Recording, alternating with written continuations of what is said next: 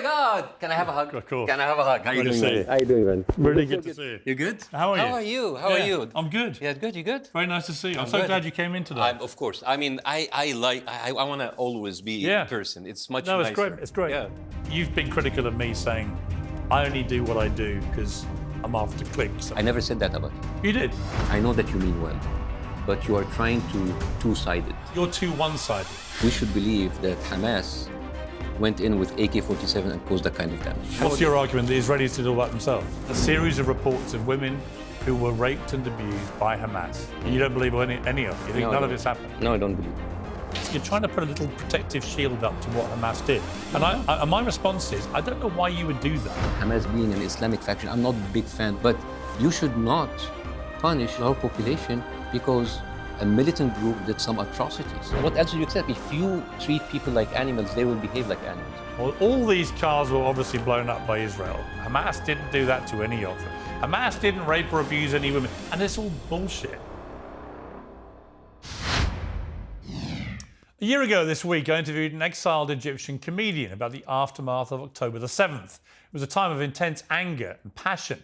Bassem Youssef's jarring and satirical take became globally iconic. A month later, we met again, face-to-face, in his adopted home city of Los Angeles. And Bassem has since become an unwitting global spokesman for the Palestinian cause and against the way it's been reported by Western media. Well, more than a year in, the war rages on. There's a lot to catch up on. For the first time ever in the Uncensored studio here in London, Bassem Youssef rejoins me. Bassem, great to see you. Great to see you too. Finally in London, Yes. My home city, finally. Extraordinary that it's been a year. When you think back to that first interview that we did, that 23 million people watched around the world, and I still get asked about it all the time. Just take me back to how you were feeling then. It was so, in the immediate aftermath of October the 7th, Israel's response was coming very hard at the time. What was in your mind at the time when you did that interview and the way you conducted it? I was very scared. I was advised by my managers and agents not to do the interview because I could lose my career. And I just took it because, and I actually, as a matter of fact, your producers asked me a couple of times and I said no because, Really? and then I said like I had to do it. I want to play, just for those who haven't seen it, there aren't many, but let's take a look at some of that first interview. Those Palestinians, they're very dramatic. Israel killing us. But they never die. I mean, they always come back. You know, they're very difficult to kill, very difficult people to kill. I know because I'm married to one. I tried many times, couldn't kill her. I mean, there's a dark humor there, and I understand why, because... No, it's not dark humor. I try to get to her every time, but she uses our kids as human shields. I can never take her out. I really applaud Israel for doing one thing that no military force in the world does. Because I heard Ben Shapiro and I heard Ron DeSantis, and they said Israel is the only military force in the world that warns civilians before bombing them. I mean, how fucking cute. That is so nice of them. Because with this logic, if Russian troops started warning Ukrainians before bombing their houses, we're cool with Putin, right? I mean, okay, Habibi, you have warned them, go invade, it's fine, you have done your job. It was a brilliantly devastating technique you used in that interview, which took me a while to work out what you were doing and why you were doing it. It was very powerful, resonated with many people very closely. Where do you think we are with this war now? And in fact, not just the war, obviously, in Gaza, but the wider war that's raging now in Lebanon, the threats against Iran and so on, the whole thing. I mean, Israel is defending itself, right? I mean, that's what the Western media is telling us. They would say they are. Yeah, and I want to buy into it. I'm trying to convince my Can friends. you buy into any of their logic that they believe they are defending themselves? Okay. Do you believe them that they believe that? Let's put that on the test. So if Israel is defending itself, it's defending itself against an imminent danger, like an existential threat. I don't understand if, for example, Macron would announce that he will impose an embargo in Israel's arms, and then Israel goes and bombs the French oil facilities in Lebanon. How is that defending themselves? There's like a group of American doctors who were in Gaza and came back, and they reported seeing tens of children with sniper shots in their heads and necks. How is that defending themselves? Just a couple of days ago, We saw a little kid being shot by a drone. His family came to help him, and then they were all killed. How is that defending itself? I mean, I hear it, but I just don't see it. But do you believe that fundamentally Israel believes it is acting in self-defense? Israel can believe whatever they want. I'll tell you a story that actually can tell you exactly how Israel. I'm from Egypt. You understand this? You don't know this, right? Yeah. April 1970, there was an attack of an Egyptian school in the middle of Delta, 100 kilometers from where my parents were born. It's called Bahr al-Bakr. On that day, Israel bombed a school, killing 30 students. Now, what was so interesting going back in history, this was the headline of the New York Times of the day, and it says 30 pupils in Egypt said to die in raid. Said to die, the passive voice. Which raid? Who did the raid? We don't know. And then you read it. This is Moshe Dayan. He was the defense minister of Israel at the time. He said, the target had been a military structure that had been photographed from air both before and after the raid. What could have happened here was irresponsibility of high orders from the Egyptians that they set aside a floor or some room for civilian purposes such as a school. Now, do you believe that? You don't, right? It's ridiculous. And the fact is that the New York Times then, same as New York Times there, covering for it. But there was one thing that caught my attention. They said no mention was made of the use of napalm in the attack. I said, why would we have such a disclaimer? It's because 3 months ago, Israel bombed a civilian metal plant, killing 70 workers with napalm. So this, when I hear Israel defend itself, when I hear the IDF, they're liars. And I'm sorry to say, but they are. Do you categorize what Hamas has been doing, particularly on October the 7th, what Hezbollah did within hours of October the 7th and carried on for the next year, what the Houthis have done, a lot of it orchestrated by, doubtless, the Iranian regime. Do you categorize that as resistance, as freedom fighting? Or are there elements of all those groups who are genuinely terrorist in their thinking? Oh, someone's a terrorist is other one's. Yeah, but how you categorize it. How I categorize it? I mean, like I'm an American citizen. Of course, I don't want to come back and find the FBI raiding my house. So yes, of course, they're terrorists. Do you believe that? Well, at the advice of my lawyer, I would say well, no, that they're terrorists. I don't think you'd be banned from going back to America if you said they were terrorists. You know what happened to Scott Ritter? He was the former UN inspector of nuclear weapon in Iraq. He's a convicted paedophile. Yeah, but when he was raided a few months ago, it was because he was talking against Israel. Asa Winstanley, he was a British journalist in London, and his house was raided just last week because he talked about Israel. And this is actually, Piers, what I like about you is that you are a fierce warrior against cancel culture, right? Yeah. If you cancel people for their opinion, we're not living in a free world anymore, right? I totally agree. So, for example, you have Robert Saleh, who was the coach of the NFL Jets. He wore like a small Lebanese flag, and he was canceled. I mean, I don't know. It's interesting. I came to America, and I was so happy that I can speak about anyone I want, and then suddenly it's like, oh, we can do whatever you want, unless if it's like Israel. It is. I mean, it's tangible to me when I go to America, far more than it is in the UK, for example. The support for Israel is pretty rock solid in terms of their political class, in terms of much of the media, if not all of the media. It's more tangible in America than it is in most other countries. Yeah. Including here. Yeah. A lot more criticism of Israel here than there is in America. Yeah, and yet you have Israel having a crazy control on the political apparatus, whether in America or in here. I mean, 13 out of 25 of the Labor cabinet here are funded by Israeli lobbies. 126 out of 355 MPs are funded by Israel. I mean, out of those 13 members of cabinet is the prime minister himself, his counselor, his deputy, the home secretary, the foreign secretary, and the secretary of the treasury, who oversees the arms shipments to Israel. So I don't understand why. I mean, I think we should talk about that more about anything, because that is actually what gives Israel the cover for what they're doing. My take on Israel's government is that Netanyahu, to get back into power, aligned himself with some very hard right-wing people who's spoken in a very genocidal language about what they really want to do with Gaza and Palestinian people, and that he should go and they should go, and there should be new leadership in Israel, but that there should also be no place in power or government going forward for a group like Hamas after what they did on October the 7th. Would you agree with me? Well, I'm not a Palestinian, so I cannot really... What's your view? Well, what's my view? Oh, yeah, I understand the view of... Well, there's two things about it. First of all, when you say that Netanyahu and Smotrich and Ben Gvir should go, it's as if as the rest of the Israeli political scene is peaceful. As a matter of fact, more than 90% of Israelis in a poll said that they should do more in Gaza.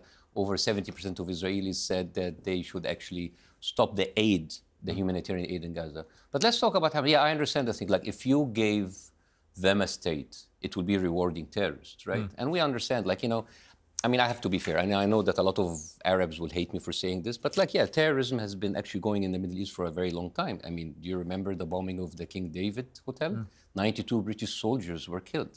The bombing of the Cairo Haifa train, over 200 soldiers, British soldiers killed. The assassination of Volker Bernadotte or Lord Moyen, all done by Israeli Zionist militias. They were the terrorists, and they were rewarded of having their own state. So I don't understand the double standard. As a matter of fact, one of the people who were in these terrorist attacks was Isaac Shamir, and he was on a terrorist list, English terrorist list, and he couldn't come to London until he became a prime minister. But to be fair, the Israeli government at the time, 1949, have actually declared the Stern gang as a terrorist group, and they arrested two of them. And they gave them very, very, very, very severe sentences, 8 and 5 years, and then they were released after a month. Do you see any blame on your side for any of this going back to 1948?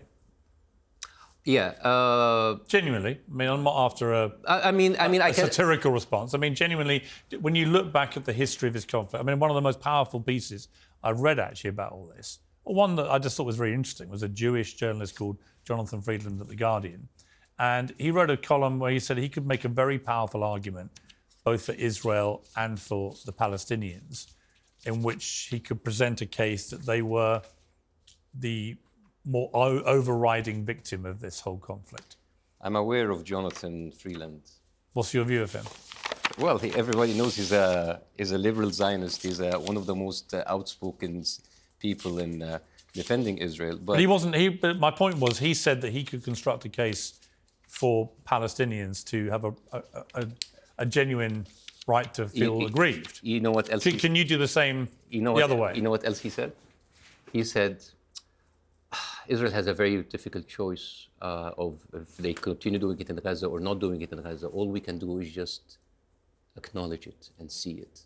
And this is very privileged because he can do it because he's on the stronger side. And this is the thing. It's like, oh, we can acknowledge it, we see it, it's so bad, we're killing civilians. But what we can do? And then we raise our hands at the end. And it's like, it's too bad, it's inevitable. War is so bad, it's bad. But to your point, yeah, I think the Palestinians had done a grave mistake for not accepting the settlement that they were given by the UN partition. I mean, they were given 47% of their land. And I mean, let's go back. The Balfour Declaration was 1917. At the time, there were 60,000 Jewish people living in a 700,000 population, which makes them 8%. That number jumped from 8% to 30% after the Second World War and the Holocaust. Now, imagine yourself being a Palestinian, you're having all of these refugees coming to you, and then they're forming gangs and stealing your land and killing you. And then the UN said, like, I know what we can do. I'm going to give the people who just arrived 30 years ago 53 of the land, and I'm going to give the people who are already there, who form 70%, 47%. But there are also, so I would say to you, there are also hundreds of thousands of Jewish people who were displaced from their homes in Arab countries. So was that wrong? Well, I advise that you read Avi Shloim, who is a Jewish Iraqi, and he also, I think he's also British. That's not the timeline. The timeline was... It is true, though. Yeah, but that's not the timeline.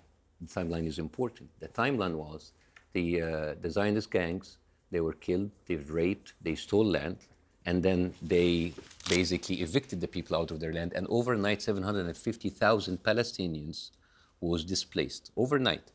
Over the few years, of course, now Israel is now the enemy, and there was a lot of rise of nationalism and yes, in some countries that happened. But like, But was that wrong? Is my point. of course, but like, it is not the whole thing. What I'm trying to do, and I'm not trying to trap you or Yeah, trick you. no. I'm just trying to get you to concede that in a period since 1948, there have been things on both sides. I'm not trying to equivocate either. I'm just trying to get you to. I understand completely everything you've said and are going to say about Israel, and you're very implacable about that, and you have every right to be so. I get that. But can you find criticism of your own side in this argument, going back to 48, proper criticism, where things have been done differently, perhaps we wouldn't be where we are? Okay, so if you are British and you had 1 million Ukrainians arriving to your home, and then over 30 years, that number increased to 30% of the population, and then the UN gave you less than half of your country, wouldn't you fight? Wouldn't you resist? But now it's our That wasn't fault. my question. What was your question? Whether you can find anything to criticise since 1948. Give me something to criticize. No, I mean, there's a lot to criticize. You know the history better than anybody. There is a lot to criticize. Of course, there's a lot of mistakes. I mean, the Middle East has been plagued by a lot of the military dictatorship, of course. I mean, but having mistakes we should not be penalized by having our land taken away from us just because the other side is stronger, right? Because what are you telling your kids? If you're strong and you have enough arms and weapons, you can take whatever land you want. That's not why the UN was formed. That's not why the Security Council was formed. When you heard that Sinwar, the Hamas leader, had been killed, what were your feelings about that? Well, when I heard he was killed, of course, like, I mean, this is something that was actually, I said like, oh, wow, that's actually, he survived all of that. But I think it was a huge mistake by the Israelis to release the footage, because now he's an icon, right? Is he?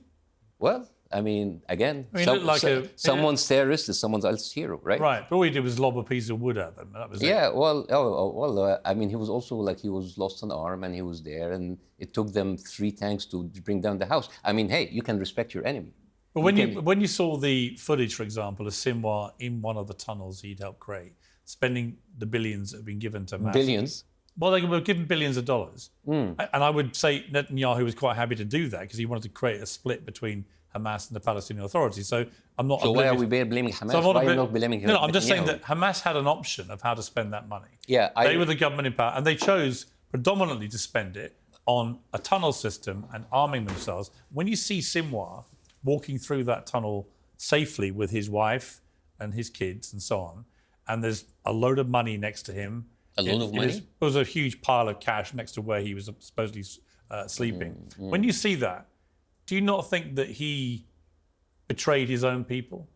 No. That they weren't able to use these tunnels, the Palestinians. Well, he knew when he activated October the 7th and ordered it, what the reaction was likely to be. He was sentencing to death immediately thousands of his own people, none of whom were allowed, apart from the Hamas elements, to use the tunnel system. I mean, is that not a sickening betrayal of his people? Well, let's talk about the billions of dollars who were what was actually used. I remember a report by Ben Shapiro, and he brought like videos of Hamas digging up tubes, water pipes, and then it's like, and they're using them as weapons. And they said like, these are the money that was given to them by the EU, and they squandered it, they took the money. But the thing is, what Ben Shapiro didn't say, that he stole that report from Al Jazeera. He removed the narration, and what the narration was said, that this was actually pipes that was installed by the Israelis in order to steal the money from Gaza. Okay, but so there's a lot of lying in the thing. I don't idea. dispute this line, but what you can't dispute, Bassem, is that clearly since 2005, Hamas has spent a fortune of money they could have spent differently with their people. They spent it on this sophisticated and extensive tunnel system. The tunnel system that is bigger than the New York subway system? It would appear so. 450 miles? I don't know. Do you know how big it is?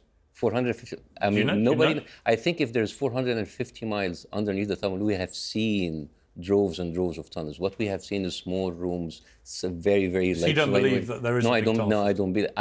Of course, there are tunnels, but I don't believe that they are like 450 miles, because that's ridiculous. If you want to understand, you tell me that Hamas, under siege, were able to build a subway system bigger than New York in less than 15 years? I don't think. Did they serve their people, though, with how they spent their money? I'm not sure. I don't know. And the thing is, like, there's a lot of propaganda. I don't know how much they spend on themselves. I don't know how much they spend on the tunnels. I don't know how much they spend on the people. But the thing is, these are all side talks. The main talk is the daily killing that's happening all through. Like, I mean, yeah, they could be bad people. They could be horrible people. They could be corrupt people. Could be or are? They are. Okay? They are horrible. They are vampires. They are zombies. But do you believe that? Or are you just saying that for performative reasons? No, I'm saying that because, again, I don't want to go and find the FBI at my door. But I'd rather you were honest. I mean, surely we're at the stage of this war now, a year on, where I can find a lot to criticise with Netanyahu and his government, and I can find a lot to criticise with Hamas, with Hezbollah, with Iran. I can find a lot to criticise all over the place. Mm-hmm. I think that's part of the problem is it's just an extraordinary mess with a lot of people who've been behaving badly. Yes. In my opinion, betraying their people and making it almost impossible to come together for peace. So basically, we punish the Palestinians for being betrayed by Hamas, and we punish the Palestinians again by letting them get slaughtered every day. You punish the Palestinians in the sense that you're exacting retaliation for a heinous terror attack on your people. That's what the Israelis say. Fine. Okay. Should they not have responded? Who, Israel? Yeah. On October the 8th, should their response have been to do nothing? Oh, it's the question of like, what would I have done, right? Which is like one of the craziest questions ever. It's like, what would I have done? What would I have done if I magically got teleported into the body of a serial killer? What should they have done? Well, again, this is asking after the fact, Piers. But what do you think now, looking back? What would have been a better course of action? Their argument, Israel, is they went after Hamas. They've just taken out the leader of Hamas, who was literally amongst people in Rafah, which was a refugee camp area. That's where he was hiding, and they killed him there. They say that justifies them going into Rafah. It's an arguable point, obviously, but you can't deny that Sinwar was hiding there. They also say that all of what they've been doing is a response to what happened to their people, and that they have to stop the group that did that from doing it again, which they're wedded to doing. So what is their proportionate response? Well, that's been the question I've asked for a year. Yeah, but like, I don't know the answer. That question kind of lost its validity after 1 month of the war. Well, I've seen you say, for example, you've been critical of me saying, I only do what I do because I'm after clicks, I'm after... I never said that about you. You did. No. No, you did. When? We found it. Where? Let me find that clip. Where is it? Where is it? Oh, not a clip, no, it's an interview. Where is it? Oh, okay. Here we are, yeah. So you said this. Yeah. You said at the Arab Media Forum in June, I don't know why people care that Piers Morgan changes his opinion. Yes. He's a man who seeks trends and increasing viewership. It's true. Yes. As he hosts people and sits with them to raise viewership numbers. Yes. His opinion isn't important at all because he only cares about what is trending and what people will talk about. So it doesn't matter that he changed his opinion. Mm-hmm. Piers is a man who has a media platform on which we appear to convey our ideas to his viewers, nothing more. And there's nothing wrong with that. By the way, that's your job, actually, to get clicks and views. Because the question I was asked is, what do you think of But the Piers? implication of does he change your mind? And I said, like, I don't care about him changing I understand his mind, that. because that's your job. But the implication of what you were saying was that that's all I care about. And that I don't actually care about what I genuinely care about, which is trying to work out what the world should think about this. Mm-hmm. What is the correct proportionate response from either side to any of the things that have happened? And I think it is morally complex. You find it morally more straightforward. Mm-hmm. I find it complicated. And I've wrestled with how I should think about this. I've gone on a bit of a journey. Now, it doesn't mean that, for example, I would find common ground with you about the way the Palestinian people have been treated for many decades. I do think it's been a form of occupation. Form of? Yeah. Not an occupation. Not a full-blown occupation. As I said to Israelis when they come on, I don't know how you can argue that it's an occupation. I know you moved out in 2005, but the reality is once this war started... They didn't move out. Well, once they formally moved out... You basically went out of the room and you locked the room and you basically controlled the perimeter of the room. I was about to say, after October the 8th, when they began to turn off the water supply, the food supply, the power and so on, it was quite clear they still wield power. But that was going on since 2006. No, I understand. That never stopped. So I'm agreeing with you. You know what Dove wise... I'm agreeing with you. Okay. What I'm saying is, clearly that is a form of occupation. Otherwise, we wouldn't have the power to do it. It's an occupation, not a form. Yeah. I mean, look... It's like saying it's a form of terrorism. Okay, I take that point. Yeah. Let's call it an occupation. Mm-hmm. And it has to end. And in my view, I've always hoped and believed there should be a two-state solution. Do you believe that is even remotely achievable now? I don't know, because the thing is, you created a mess. You completely destroyed all kinds of... We say me. What do you mean No, me? no, not you. No, not you. Right. I mean, I'm like you as... Don't look at me when you say that. I'm not creating any mess. Like you created the mess as like you as the stronger part in the conflict. The thing is, it is very... it's very disappointing to see... I know that you mean well, but you are trying to two-sided. I found this is mistake. No, but one. But there are two sides. No, yes, but one side of you're too one-sided, and understand why. Okay. You know, your wife has family in Gaza. I get it, right? Mm-hmm. You're going to be one-sided. That's why I've asked you at the start of the interview. When you look back over since 1948, do you find anything to criticise on your side? And your inability to articulate any response to that makes me think you are too one-sided. Do you accept that? If I met Mike Tyson in the streets and I kicked him, and he responded by kicking me in the face, killing me. Yes, I did, but like he has a lethal weapon, his hands. Yeah. Israel is 1,000 times stronger, and they have the whole of the support, all of the money. But here's my analogy for you with the Mike Tyson thing. Mm-hmm. If you had taken thousands of people and you'd gone to Mike Tyson's house and you committed atrocities on his extended family and friends, raping them and killing them and setting people alive. Well, I know you don't believe there was any sexual abuse. No, I don't believe. Well, there was sexual abuse. We can talk about that. Well, we will come to that, but I think it's inarguable. It's been investigated by the United Nations. Have you read the report? Well, I've had journalists who I respect more than any in the world. Have you read the report? There is indisputable evidence of sexual abuse. Okay, let's talk about that when it comes. We will. Well, I'm going to agree to differ, I'm sure, but my point is I believe it has been established. But putting aside that, you don't dispute people were killed. You don't dispute people were set on fire. You don't dispute any of the stuff that happened on October the 7th that we saw through Hamas's own cameras, right?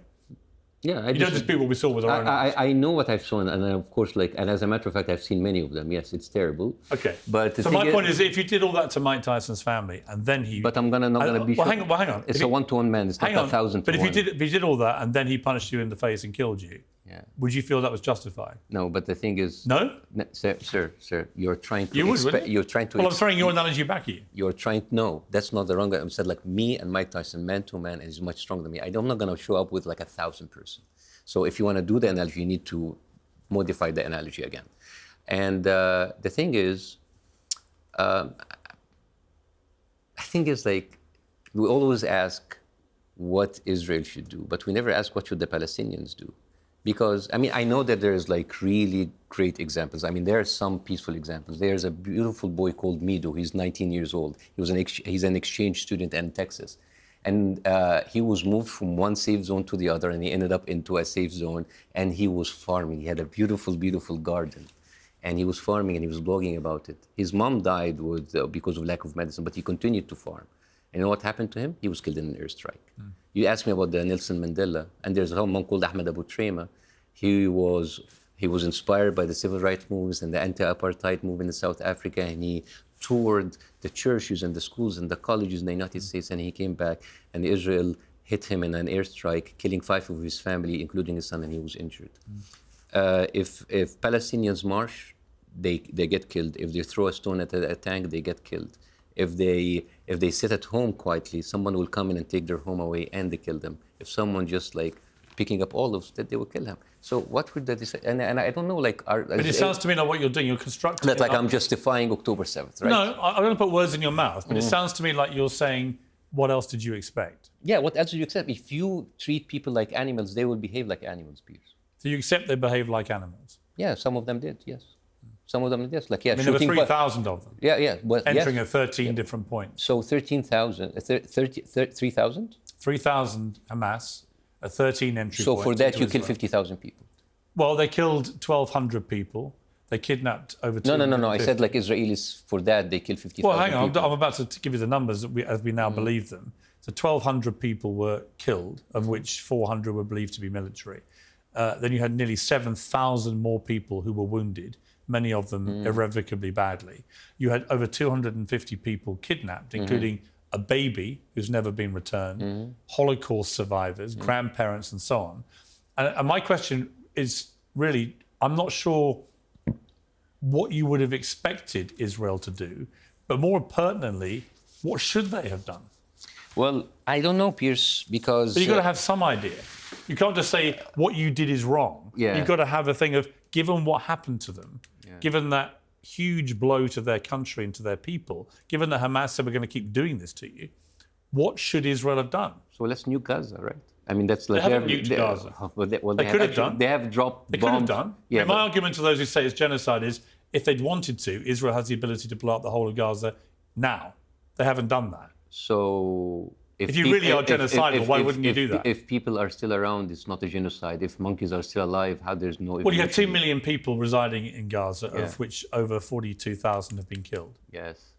Yeah, okay.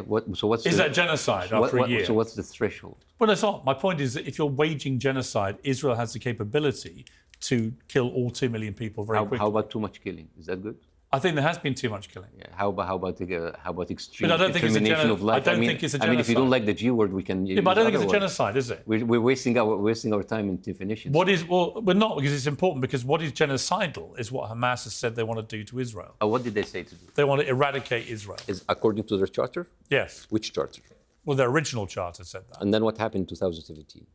Well, I'd rather go forward to what happened. No. But what happened? No, hang on. Like because you've been. I know they using rewrote the charter. Yeah, but why don't you say that? Because it's overtaken by what happened on October the 7th. So it doesn't count? No, because, Bassem, because... I mean, you keep telling people as if this is the status quo. No, I'm not saying that. I'm saying their original charter stated eradication of Israel.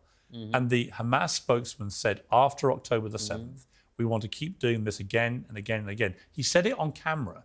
That is an existential threat to all Israelis. Well, there's a lot of horrible things that Israelis say on camera, Piers. But the only I agree. But the only difference is that, I criticise them Israel, too. but Israel acts on it, and they have the power to do it. But I've already At the told you end that of I the- believe that Ben-Gvir and Smodrich have used genocidal It's not language. just them, Piers. It's not just them, and you know it's not just No, them. I accept it's them. it's a whole apparatus, They're a the whole system. They're the two worst offenders in the government. But the rest of the government is terrible. Yeah, so my question is again, and I think it's an important one, is I get that you don't think they should have done this the way they've done it, Israel.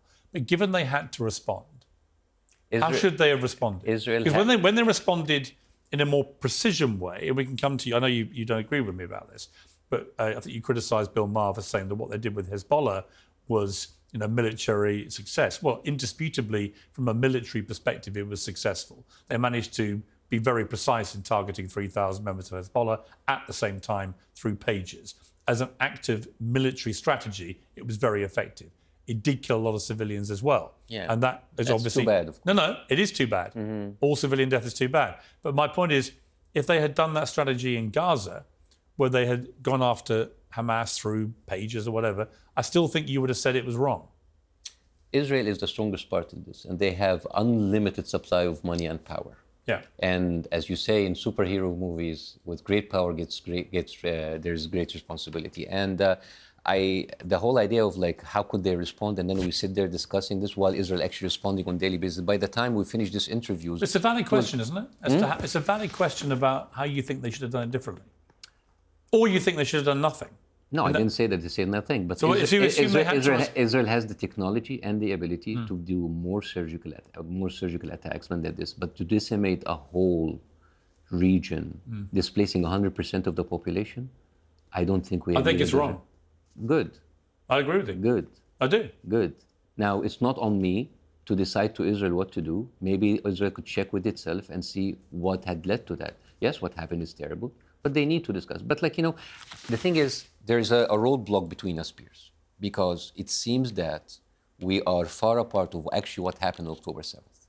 And I know there's a lot of people here came and talk about what happened October 7th. I would like to have a chance to tell you what, from my point of view, what me and my people think.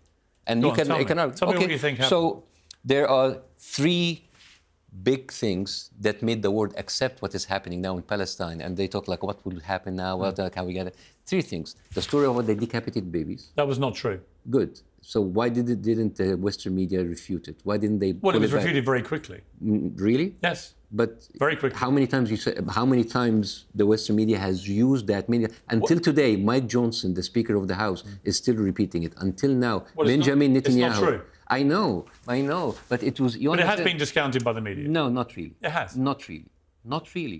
And it didn't. And in the discounting and refuting, and I think when you have an apology or a retraction, it has to be. Yeah, but I was accused of saying it. I never said it.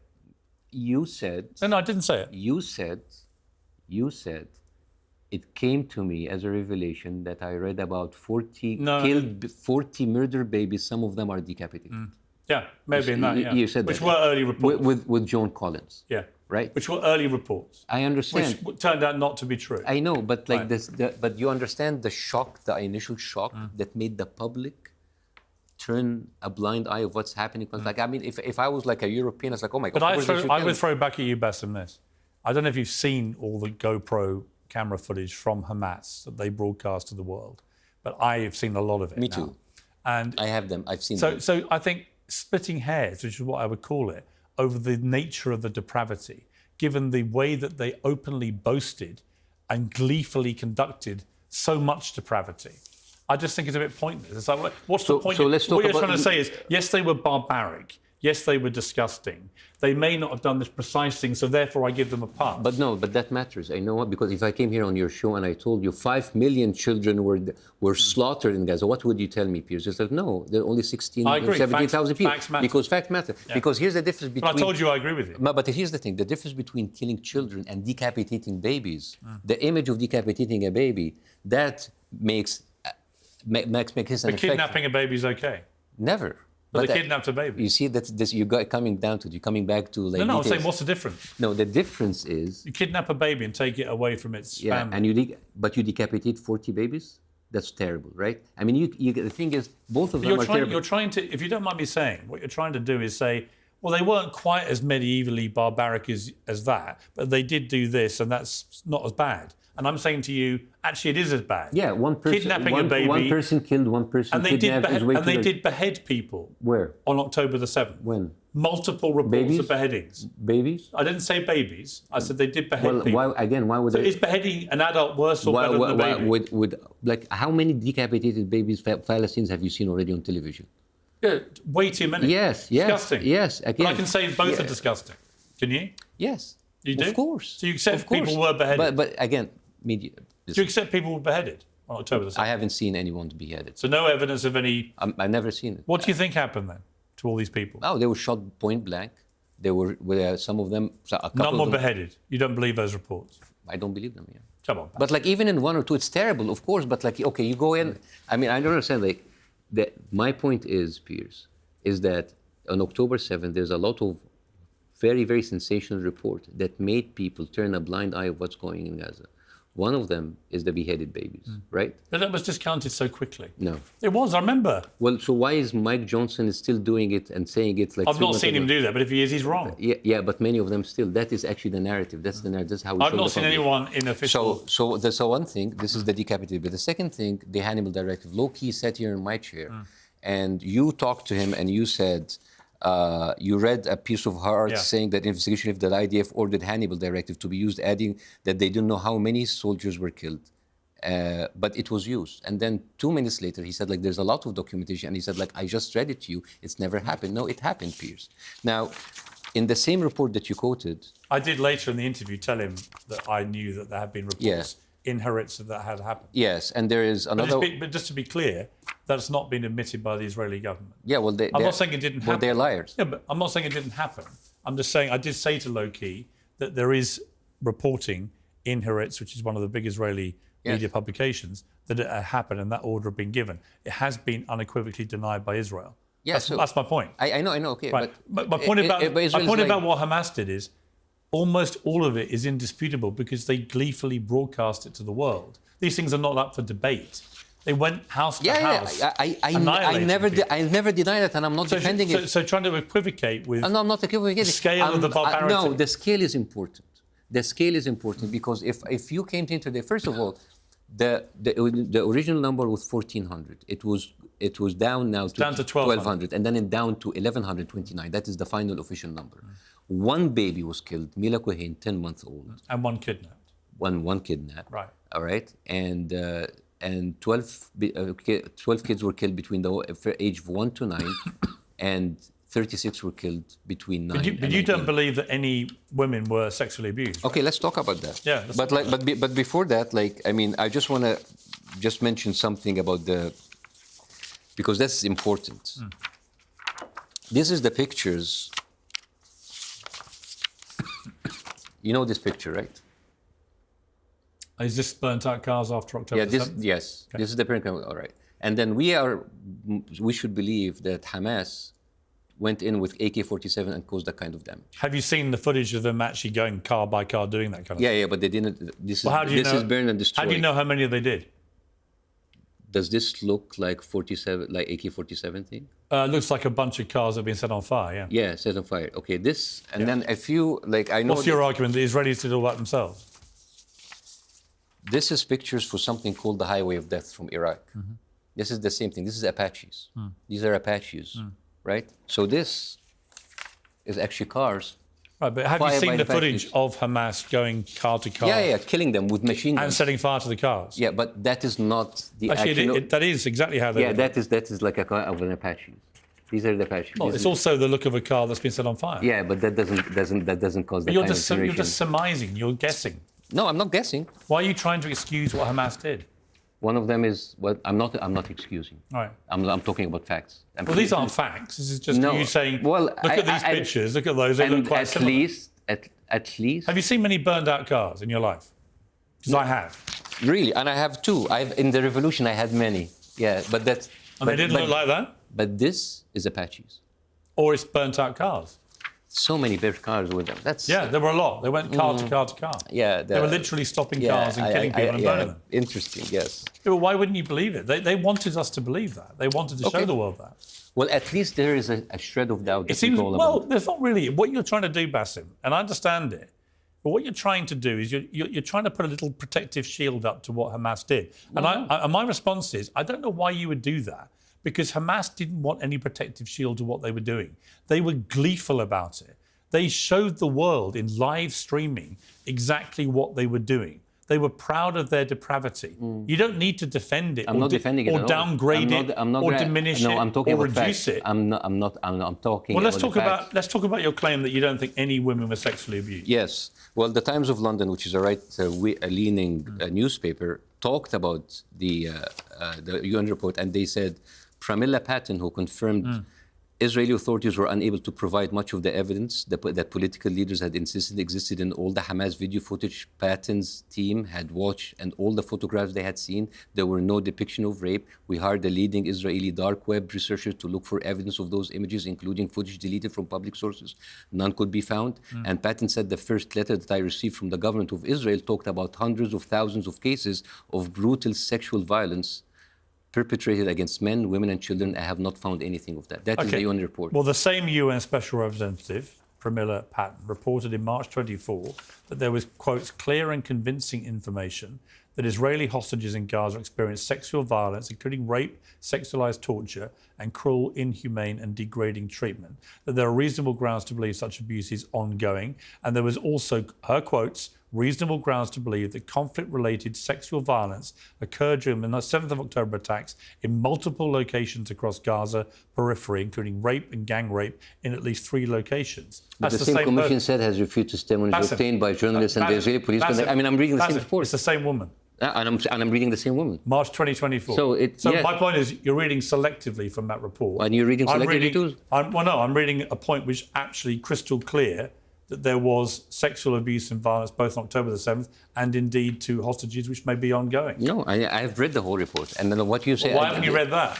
I've read that. If you read that, you would include that. But if you read that, you'll include that too. Yeah. Yeah, so the thing, you see what you're saying here? That Well, no, you're just not reading that out. Piers, the thing is like... I have great respect for you, Bassem. If you're going to use a woman's quotes to prove your point, you've got to use the rest of the quotes where she actually proves the opposite. Yeah, but in the same report, they said that all of this was not provided by the Israeli or any forensic evidence that proved that. It's mostly witnesses that was provided by the... Clear and convincing information. Reasonable grounds to believe. So what are... But there was no... It was written and there is I've also read people like Christina Lamb, one of the best war correspondents in the world, who writes for the Sunday Times, who has done some stunning journalism with victims of this abuse, female victims of the sexual abuse and rape. I mean, are you saying she's just made that up? Is she lying? She's an award-winning journalist. Why would she?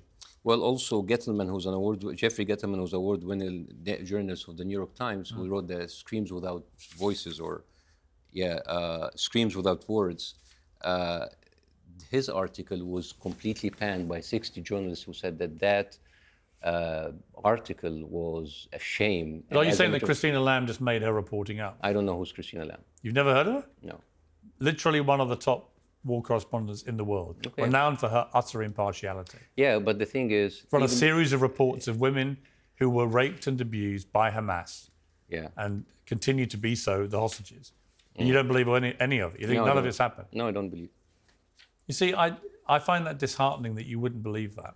No, I don't believe it. And the thing it makes me think, Bassem, that, and I listen, I say to you, I have great respect for you, but it makes me think you look at it through such a partisan prism that you can't, even when confronted with obvious I just confronted depravity. You with the same reports. Well, yeah, but you said... I showed you the Hannibal report. But the point you're trying to make is, well, all these cars were obviously blown up by Israel. Hamas didn't do that to any of them. Hamas didn't rape or abuse any women. And it's all bullshit. Of course they did. Really? Yes. Okay. You know it. No. In your heart, you know I don't think so. But you don't want to concede an inch. No. And understand why, because you think that actually the bigger picture is that Israel's behaved like this for so long towards the Palestinians with their occupation, apartheid. But we never know. As a matter of fact, we have the Israelis raping Palestinians on camera. But you think it diminishes your argument if you give an inch to any of this stuff? My point to you, it would actually, I think it would strengthen you, not diminish you, if you were able to concede these things had happened, rather than try and defend it or try and excuse it or pretend it didn't happen. This particular point, Piers, has been debated by so many people on both sides. The woman you quoted, I've literally just read to you. And I've just written some you for you. didn't read out what she's actually And you didn't said read about out mine. So that means that this is a very conflicting report at best. All right? And the thing is, many of those witnesses like Rhys Cohen and Sherry Mendes, they have changed their testimonies many times, and they made their way all the way to Tapper, on his show, and he has been laundering the whole idea about the mass rape day after day. And nobody, even the New York Times, they were going to make a podcast, The Daily, about that article, and they withdrew it because there's not enough evidence. Let's say I'm wrong. Let's say that all of that is wrong. Isn't that at least a shred of doubt that we should investigate this further? Because in that report, Pamela Patton said that we send 5 requests to the Israeli authorities and 1 request to the Palestinian authorities, and none of our requests in the Palestinian. But as I read to you, she then goes on to say there's clear and convincing information of hostages, Israeli hostages, having sexual violence, including rape, sexualized torture. And also the Commission was also unable to verify reports of sexualized torture and genital mutilation. Additionally, the Commission found some specific allegations to be false, inaccurate, or contradictory with other evidence or statements and discounted these from its assessment. But what is the central point of your argument is that Hamas are not quite as bad as we thought on October 7th? No, I don't care about Hamas. I care about the Palestinian people killed every day. How can you not care about Hamas? The thing, you know what? Hamas is terrible, man. He's there a horrible rapist. Should Hamas... You know what? Hamas did everything. Right, Hamas did all of that. Let me ask you. Hamas did all of that. Should Hamas, should Hamas retain any power coming out of this in Gaza? I don't know if any of them will be left. But should they retain power in principle? It's up to the Palestinian people to what do do you it. think? I don't know Hamas. By the way, I told you before, I'm not a big fan of Hamas. As a matter of fact, Hamas being an Islamic faction, I'm not a big fan of what about Hezbollah? their project. Same, I'm not a big fan of them either. But you should not punish a whole group of people, a whole population, because a militant group that is embedded within the population did some atrocities. Israel has the absolute ability to locate and kill people through their satellite, and they have there is no excuse for blowing up empty universities or mosques or churches or destroying 90% of the infrastructure of a place. No matter what they did, because the people who did it, they're horrible, they are zombies, they're crazy, they're terrorists. You should not punish a whole people. That's collective punishment. So let me ask you, I don't disagree with some of what you just said. Okay. I do think there's been a collective punishment. I think it's wrong. I think it's gone way too far. I think that Gaza has just been systematically destroyed. And I have no idea what the plan is for after this, because the Israelis don't seem to have a plan. And it worries me enormously now, the rhetoric about going after the Iranian regime and where that will lead because of the way that global politics is working in relation to Iran. But these are big picture issues. We may get time for that. Let me ask you specifically about the Jerusalem Post, who've accused you repeatedly of anti-Semitism. What do you say to that? I mean, well, everybody's an anti-Semite in the eyes of Israel. Do you think you are or not? What is anti-Semitism? Somebody who has a hatred of Jewish people because of their Jewish ethnicity? Good. Where did I show that kind of hatred to Jewish people? How do you feel about Jewish people? I mean, should I go to do the white man thing? Like, most of my friends are Jewish. No. How do you feel about Jewish people? Like any other people. Like any other people. What are you talking about? When you've been accused of So I've been accused of being a CIA I'm not saying you're operative. guilty. I'm just saying you've No, been no, I've accused been of accused it. of so many things. You've been accused of so many things Of course. too, right? And it's annoying. Like, and then the thing is, anti-Semitism. not that person. Anti-Semitism has turned into, if you criticize Israel, you're anti-Semitic. I agree. Yeah. So it's been used as a protective shield against criticism. It's a way to shut down conversation. But there are also lots of genuine anti-Semites Yes, who do hate Jewish people of course. and want to kill them. And there is a lot of people who hate Muslims, and there's a lot of people who hate gays, and there's a lot of people who hate white people. Right. Yeah. What do we do about where we are with this situation now? What's the solution? Solution? Yeah, genuinely. I mean, I'm not a political analyst, but again, and I'm sorry being one-sided, but there is one side who has all the power, all the money, all of the weapons. They have been controlling the political spectrum. This is how many people in the Congress. So how do we get to a solution? Do you believe in the idea of don't know. Well, do you believe in a two-state solution, for example? I don't know. I mean, it's not up to me. Could it work? Could you have a Palestinian state The way it's side done? by side with an How Israeli state? how would it work when Israel is taking all of the West Bank and making cutting Well, that's it what I'm into asking you. smaller Gaza? How could it work? Again, I told you a quote from a book by Obama, and I'm telling it again. The problem with the Palestinian-Israeli conflict is that one side of them is very powerful and the other side is very weak.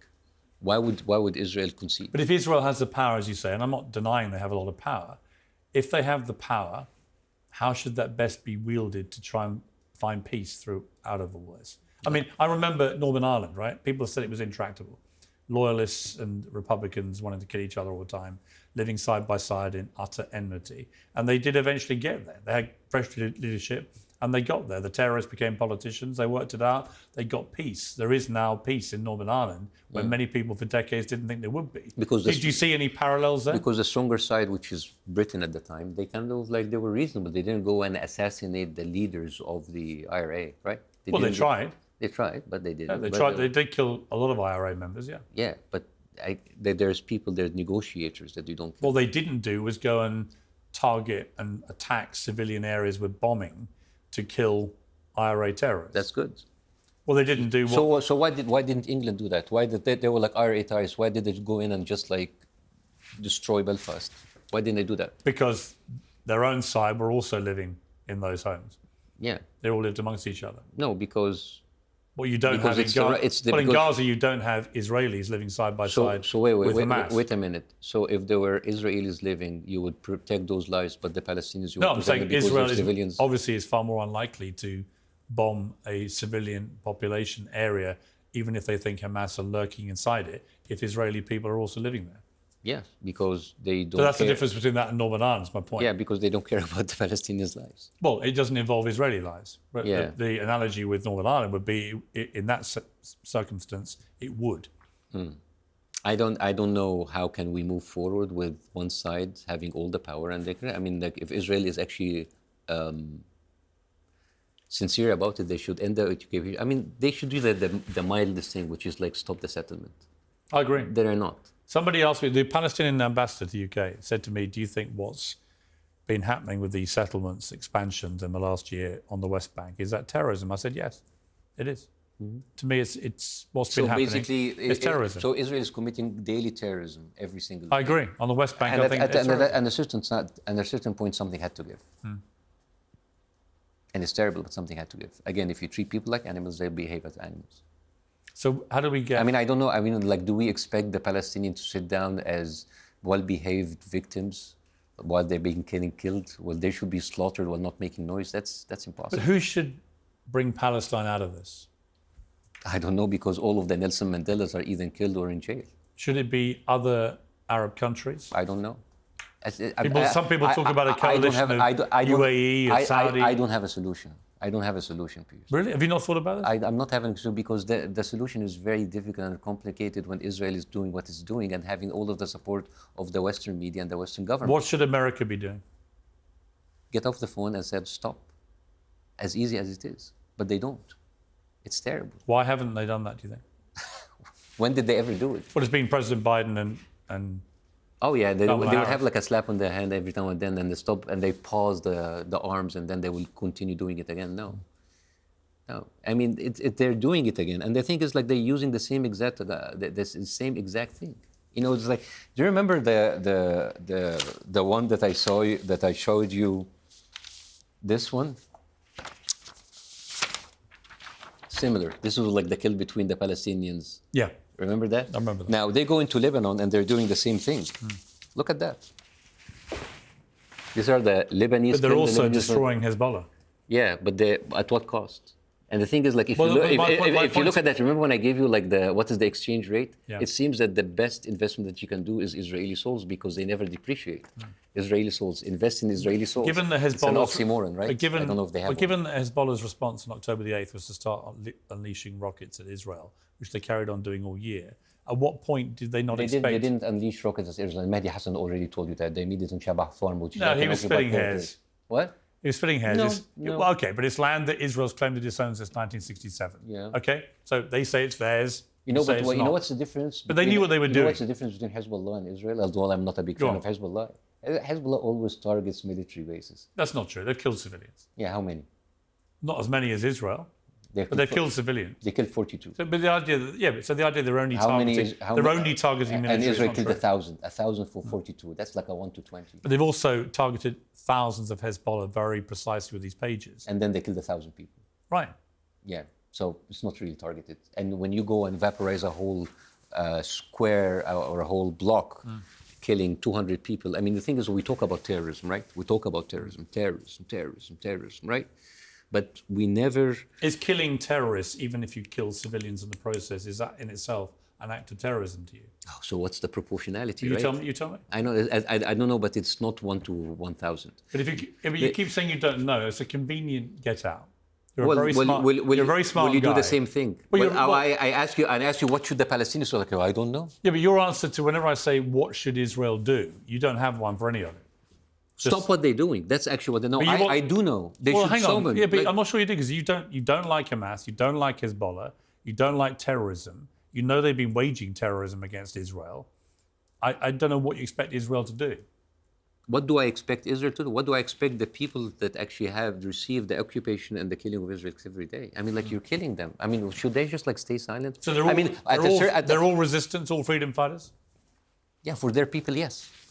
In your mind, are they? If I was living in Palestine, if I was living in Lebanon, I would actually cheer on those people, because basically they're the bigger bully with bigger guns. They're killing me. So yeah.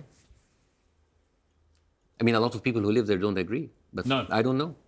A lot of people I know in the Lebanon do not agree with Yes, that at I all. understand, but They think Hezbollah has been a very insidious influence on their country. Of course, but like, even those people who hate Hezbollah, they don't like what Israel is doing to them. But what is it? About 30% of people in Lebanon support Hezbollah. 70% don't. I don't have these numbers. The 2/3 of the country don't support them. Yes. They don't represent the people. Oh, good. So they don't represent the people, and yet you're killing people around Hezbollah, even if they don't represent them. So why? Well, they're killing, in their eyes, they're killing terrorists. Well, in their eyes, they're doing whatever. In their eyes, they were thinking that whatever school that they bombed in Egypt was inside the military base. Do you accept, as we've been talking, though, that it is complicated? It's not simple. No, it's not really complicated. There is an occupation that should end. If the occupation didn't happen, all of that wouldn't have happened. This problem was pushed. You believe it, if the occupation, as you put it, yes, and I don't dispute the terminology, but if you believe if they just ended that tomorrow, any form of control over Palestine, there would be no more attacks or ideology of wanting to attack Israel after that. See, I think it's very naive. There would be. These groups are wedded to the elimination of Israel. Houthis, Hezbollah, Hamas, Iranian regime, they want Israel done, gone. And there's a lot of countries in the world that surrendering any kind of control over Gaza, for example, is not going to stop that. So how do you keep doing it, right? Well, no, but how do you move to a place where you no longer do it? You don't expose your country, as they put it, as to much chronic as I don't insecurity. like all of these groups that you have mentioned, but those people have actually it's a kind of it's a cause and effect, right? Because again, and Mehdi Hassan told you, there was no Hezbollah in 1978, there was no Hezbollah in 1982, and there was no Hamas in 1948, and there was no Hamas in 1970s. But the ideology existed. Really? Yeah, the groups weren't set up, but the ideology existed. Where was the ideology in 1978? Well, you can't, where were Hezbollah? you don't think 1978? anyone in those places hated Israel in 1978. Israel doesn't need an excuse to go in and occupy and kill people. They're already talking to you But about they say they do. But the thing is, Piers, you already have people in Israel talking openly about a greater Israel, about like a huge expansion of Israel. Tomorrow they will find a Hamas in the West Bank. They will find a Hezbollah in Jordan. They will find a Houthi in Syria. What do you think they really want to achieve, Israel? Expansion. But to what end? To what? I don't know. You should ask them because they. I do ask them, and they deny it. They have been. Of course. Well, how many times did they deny things, and how many times did they deny killing UN workers? How many times did they deny? And the thing is, Piers, you can talk whatever you want about the Houthis and the Hezbollah and whatever, but you have liars. You have people who are patent. We have liars on both sides. Yes, but one of them has the power, and one of them is taking my tax dollars and your tax dollars to be Iran supported. has power. You would agree? Yeah. And Iran is funding and training Hezbollah, Hamas, and the Houthis. So they are exercising and wielding their own power in a proxy manner. So is there much difference between Israel wielding its power as a state against Iran wielding its mighty power through proxies? Okay. I remember when you went on Trigonometry, you talked about Benjamin Netanyahu being a great visualist, right? A great visualist. What do you mean? Like illustrate. He was like he saw you. What was the word that you used? I don't know. Like when he started. Oh, he took me to the map behind the map, desk. right? Yeah. Put his hand up. And he said, and he put like his hands around the countries around, and he thumbed against Israel. Which it was a powerful optic. It's not really. It's very deceiving. Why? Because most of the countries that he was measuring the hands, like Egypt and Saudi Arabia, are actually with either peace treaties or almost normalized. So basically, most of the huge, bad, big countries, they are not a threat to Israel. But shouldn't that be where the Middle East should go? Shouldn't all the countries have normalized relations? May I just finish my point? The thing is, when you put it like that, you're basically giving the idea of like, oh, look at these small victim countries that they have no power. Now, so the first thing, most of these huge countries have peace treaties with them. The second thing, size is not everything, because with the same concept, England is very small compared to India and Pakistan. India is very small compared to all of their colonies. It's not really about the size, it's about the firepower. It doesn't matter if David is half the size of Goliath, if Goliath is armed with a sword and David is armed with a machine gun. Israel, you can talk about the proxies and the Houthis, but the real power, they are supported by not just America, but England and Germany and France. But do you not think that after the normalization of relations with, for example, UAE and Israel and so on, that it was clear that Saudi wanted to go down that same path, almost certainly still do, that Iran saw that as a massive threat to them and their power in the region, and that is why they helped orchestrate October the 7th to derail that process. I really don't know how this would happen. This is like a very inside information that I think political. It's not that inside. Many people have reported it. So, okay. It makes perfect sense, right? Maybe. And if that's true, what's your view of how that should play out? I mean, the thing is, even wouldn't it be better if they all had normalized relations with Israel? I think all those Arab countries. Yes, I would love to have peace in the Middle East, but peace comes from justice. And the thing is, if you get peace just because you subjugate the people, that's not peace. Should that's oppression. Arab countries take charge then out of this, of Gaza, of the Palestinian people, and shouldn't they lead the way? One of the arguments the Israelis say is, well, the Arab countries are nowhere, anywhere to be seen when this stuff blows up. It's always left to us to handle it. If Arab countries went in and took charge of Arab people, what do you mean take charge? What do you want them to do exactly? Well, help form sustainable, peaceful governments. And would Israel allow them? And so, well, if they had normalized relations with Israel, say it's UAE leading it, right, or Saudi, and they said, look, we want to have normalized relations with Israel, so we're going to make sure there's no more of this stuff going on in Gaza. Okay, leave it to us. And it was driven by Arab countries and Arab politicians, and they worked out a way to rebuild Gaza and to give the Palestinian people a genuine future, which didn't involve reliance on terror groups. And because of their relations with Israel, Israel could trust them to do that. Is that not, in the end, the only way this can happen? That's a very wishful thinking, because Israel will not allow anybody to interfere. Israel has... Maybe not. Yeah, Israel but they are normalizing relations with a number of Arab countries. Yes, but they're normalizing with Saudi, UAE, Egypt. It doesn't matter. The matter is the occupation. Again, I'm going to go back to the same thing. I sound like a broken record. Just to be clear, that would also involve the end of any Israeli occupation of any kind. Yeah, okay, if you end the occupation, if the Palestinians accept the deal.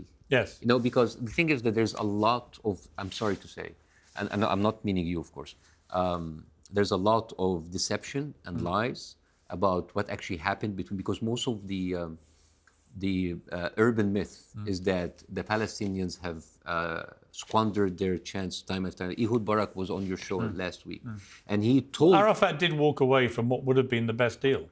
That is not true. It is true. That's not true. Bill Clinton talked me through the whole thing. Okay. I don't think he's a liar about stuff He is a like liar. that. Do you know why? Really? Yeah, he is. Why would he lie? Okay, I'll tell you why. Because in 1998, during the negotiations, Netanyahu took him aside and he told him that we destroyed the tapes. And when he said destroyed the tapes, he's talking about Monica Lewinsky tapes. This is actually like an article from the Times of Israel, when actually this was used by Netanyahu, these tapes, as a leverage to him to release Jonathan Pollard, the Sounds spy. like a bonkers conspiracy theory. Times of Israel. Okay, but like, does. can I finish? Okay, I mean, like, you know, sometimes. Netanyahu destroyed Monica No, he Lewinsky didn't tapes. destroy it. No, he blackmailed the sitting president with sex tapes with Monica Lewinsky. Do you believe that? Yes, I believe that. I don't believe that. I'll tell you what happened. I tell you. It's, by the way, I can give you that to read it. It's the Times of Israel. I'm not making this up. And there's actually like multiple books about it. And then Netanyahu, then Bill Clinton went to Georgetown to release Jonathan Pollard. Jonathan Pollard was a spy who stole the nuclear secrets of America. And then he was jailed, and he was given the Israeli citizenship in jail. And then he went to Georgetown, Bill Clinton, and said, like, release Jonathan Pollard. And said, like, I will resign if that happens. So I don't know, if I'm a president and I have sex tape against me by the prime minister of by the Israelis, I would lie. Because what happened... Who do you think would be the best... I just want to finish something Yeah. about Taba, because what happened in Taba, there is a very interesting video on YouTube between Joe Skorobo and Micah Brzezinski, and they were hosting Mr. Yevgeny Brzezinski, who's Micah's father. And Joe Skorobo said the same exact thing. He said, like, Yasser Arafat worked for the Bastille, Evan. And then Brzezinski, who was the security, he was the national security advisor to Bill Clinton, he said, it is... your information are so bad, it's embarrassing to listen to you, because what happened is that Arafat didn't walk away. He said, I need some time to take this deal to the Arab leaders because the deal was very controversial. And what happened is that Ehud Barak left Taba, he went back and he lost the elections in Israel. So it was terminated by Ehud Barak leaving Taba. It was in All right, Egypt. but that's not the way Clinton recalls. Yeah, well, he's a Or- liar. or Or maybe they're all Well, lying. Bill Clinton is a very... I mean, he lied. who He would lied be- about Monica Lewinsky, and he lied. He's a liar. Who would be the better winner of the American presidential election in 2 better? weeks for getting this sorted in the Middle East? I don't know, because both Trump or Harris? Trump and Harris, both of them are competing for who's Israel's favorite bitch. I mean, I don't understand. It wouldn't make any difference. I came to America, I was so happy, like, to vote in the United States. And I was like one of those people, blue no matter who. But then I see the Republicans and the Democrats, they fight tooth and nails about everything. They fight on healthcare, about abortion, about guns. And then when it comes to Israel, it's like, who's better serving Israel? It doesn't make any sense. I mean, when Netanyahu went in Congress, he was like received like a rock star. It was. I was so surprised. He was right. And then I was watching it and I thought, like this is how liberty dies, to a thunderous applause. Well, it just shows that there is, from many American politicians, they will show blind support to Israel. Yeah, but that's not right. That is not right. I agree, Piers. but that's what it is. That's terrible. I mean, that is not right. I mean, I don't know where that would take us. You've done a song Yes. about which I wanted to end with because it just made me chuckle. What's the song called? It's about Bibi.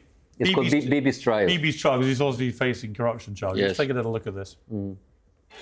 All right, no need to stand up. It's the ICC in the house. Hey, you mother... What's up? The sentence? No-brainer. Guilty! My mind is made up. In my verdict, he'll go straight up to jail, Bibi. Your time's up. In the case number...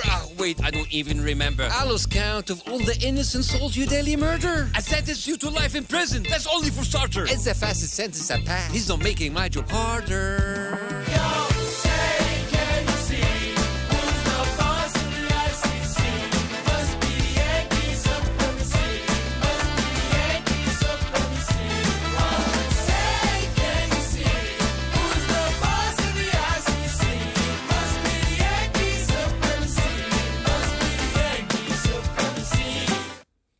I mean, it made me chuckle, but the irony of this, of course, is that Netanyahu's never actually been as popular as he is today since the start of all this on October the 7th. Yeah. Because the more he goes after Hamas and Hezbollah, the more Israeli people seem to support him.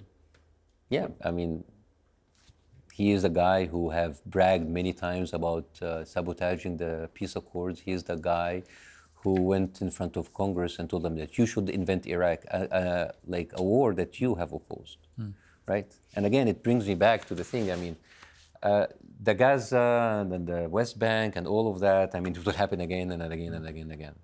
I came here for the promise that I can choose people who can really represent me, but I am basically seeing people who don't really care about their American citizens. I've seen more tweets from American senators and congressmen standing with Israel more than I saw them standing with the victims of the hurricane in South Carolina. Even like their senators would go there and support Israel. It doesn't make any sense. It doesn't make any sense, Piers, and it's wrong. And it's wrong. And the fact that you have a British journalist living in London, and then he gets raided by the counterterrorism police because he talked about Israel, that is very alarming, Piers. That is more dangerous than anything. Well, I believe, as you know, in free speech and it being protected. You should bring Asa on your show. Yeah. I'm not trying, because this is a fellow journalist who have been talking about the Israeli crimes. And by the way, he can talk more better than like me about the Hannibal Directive. You should invite him on your show. I want to end with this, because you've just signed up to do Arabs Got Talent in Riyadh in Saudi Arabia. Yes. And I, of course, was a talent show. I know. On Britain and America's Got Talent. Yes. So finally we've reached a place of commonality. Yes. But you're more veterans. Any advice from me? Well, do you think you only landed this very lucrative gig because of my help? Sir, you have all the credit. Are the words you're looking for? Thank you, Piers, Bassem. I told you have all the credit, but again, thank you, Piers. But hey, because of me, you started a YouTube channel, so how about thank you, Bassem? It's very true. Thank you, Bassem. Thank you so much. What I would say to you, the best advice, Simon Cowell said to me when I did America's Got Talent, which was before the British one, and he said, you can be as mean and tough as you like in your judgments. You just have to be right 80% of the time. Oh, because if the public are watching and they don't agree with you and you're being mean, it doesn't work. Yeah, I'm not. But if they agree with you, the public are merciless when it comes to bad talent. Well, you know, in 2014, you were chosen by Mirror to be the most likely celebrity for housewives to have a steamy relationship with. That was not just come out. Yeah. You serve it. Oh, yeah. It's new. Yeah, sorry. Yeah, it's new. Most housewives in Britain wanted to have an affair with me over Brad Pitt. Wow, how do you feel about that? How do you feel about that? You know what I feel about that's a crazy visual. I feel bloody good about I cannot that. unsee this. I didn't think I still had it in me. Bassem, you've come all the way from LA for this interview. It's the third time we've met. I always enjoy our conversations. I think they're very stimulating. I think we have a good rapport. I'd like to keep it going. Come back again. Maybe I'll come and see you on Arabs Got Talent in Riyadh. Yes, please. That'd be fun. Thank you so much. Nice to see you. Thank you. All the best. Thank you.